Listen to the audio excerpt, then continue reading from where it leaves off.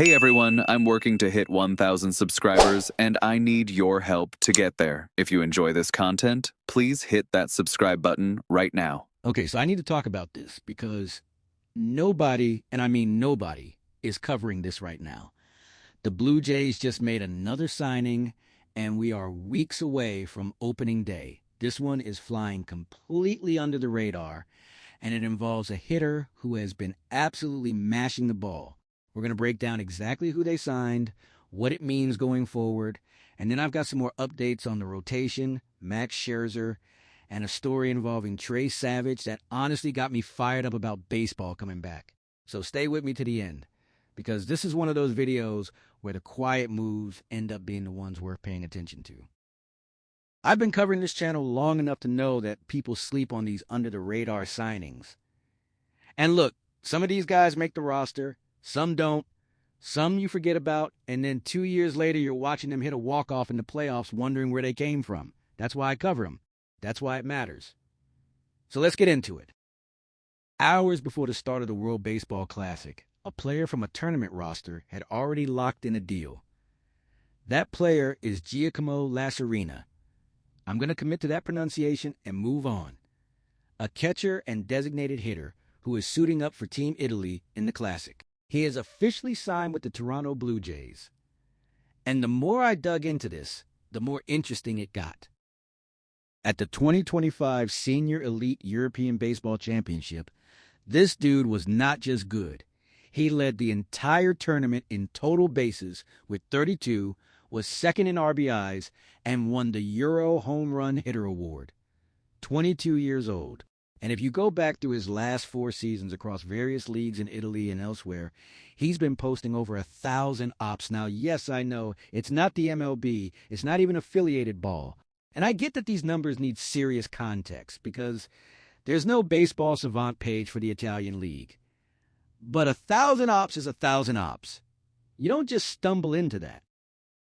He's a catcher who can also play right field and slot in at DH, which gives him real versatility. If he's a DH with that bat, you're interested.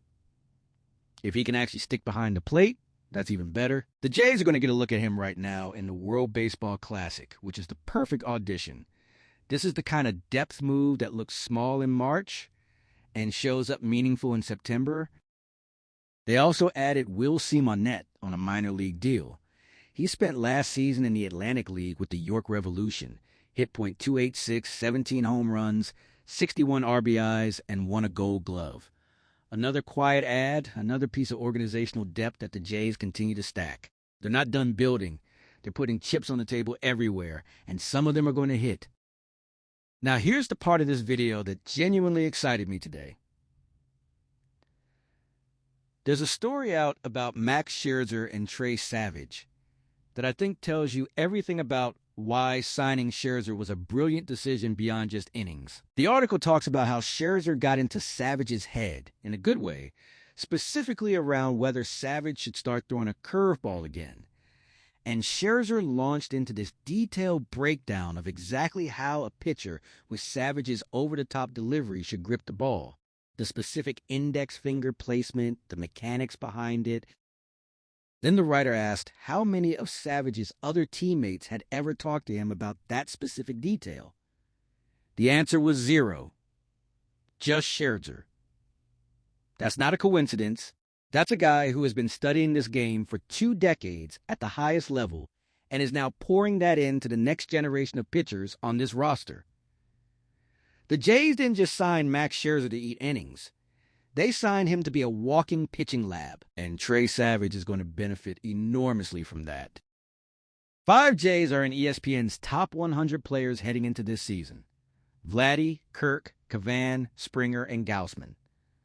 George Springer's still cracking that list after a strong year, and honestly, this team has every reason to compete in the Al East.